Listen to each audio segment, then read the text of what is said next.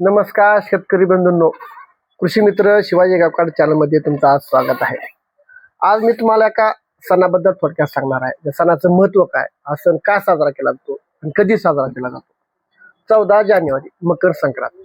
सूर्य मकर राशीमध्ये प्रवेश करतो, त्यामुळे ह्याला मकर संक्रांत हा सण म्हटलं जातं। त्या दिवशी थंडी कमी होत जाते, कारण मकर राशीत प्रवेश केल्याने दिवस मोठा होत जातो। त्या दिवशी मकर संक्रांत सण साजरा केला जातो। त्याच्या आदल्या दिवशी असतो भोगी। भोगीचं महत्त्व सर्वांना माहित नसतं। भोगी का, भोगीच्या दिवशी काय करतात, भोगीच का म्हणतात, कसं असते त्या दिवशी एक आनंद उपभोग घ्यायचा असतो, त्यामुळे त्याला उपभोग घ्यायचा सण असतो, त्यामुळे त्याला भोगी म्हणतात। म्हणजे सर्वात महत्त्वाचा भोगी दिवशी काय असतं माहिती आहे का। सर्वात पहिला मुद्दा म्हणजे सर्व महिला आई बहिणी आपल्या अभ्यंग स्नान करतात। सर्वात महत्त्वाचं म्हणजे जास्त करून महिलांचा सण आता मानला जातो मकर संक्रांत आणि भोगी। अभ्यंग स्नान त्या दिवशी सर्वात महत्त्वाचे असते, महिला त्या दिवशी अभ्यंग स्नान करतात, बरोबर आहे। आणि दुसरं म्हणजे त्या दिवशी 12 प्रकारच्या भाज्या एकत्र करून भाजी बनवली जाते आणि ती भाजी भाकर दुसरी म्हणजे भाकर बनवतात। ती भाकर कशी असते, तीळ आणि बाजरी घालून एक भाकर बनवतात। त्यामध्ये तीळ आणि बाजरी घालून भाकर बनवलेली या भाज्या सोबत खायची, लोणी सोबत खायची, नंबर 1 लागते। आणि ह्या गोष्टीला महत्त्व काय आहे माहिती आहे का। ह्या हिवाळ्यामध्ये थंडी असते, या थंडीमध्ये उष्णता भेटावी, ऊर्जा भेटावी, यासाठी 12 भाज्याची भाजी बनवून तीळ आणि बाजरीची भाकर बनवून खाल्ली जाते, लोण्यासोबत खाल्ली जाते। ह्याला एक सर्वात महत्त्वाचं आहे।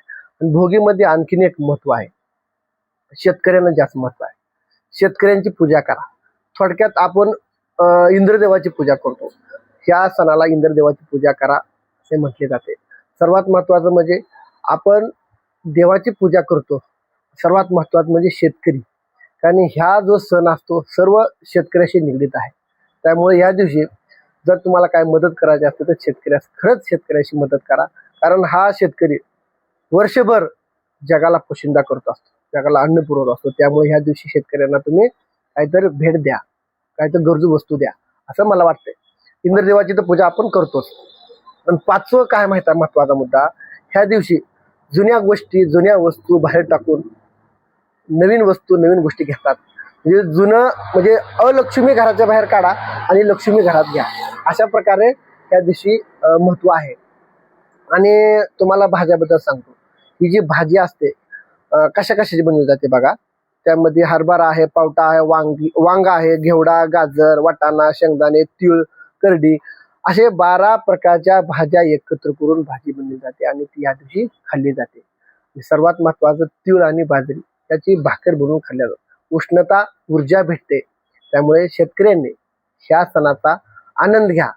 म्हणतात ना, काय म्हणतात माहिती आहे का, आपल्या खेड्यामध्ये म्हणतात भोगी नावा नशिबी यावा।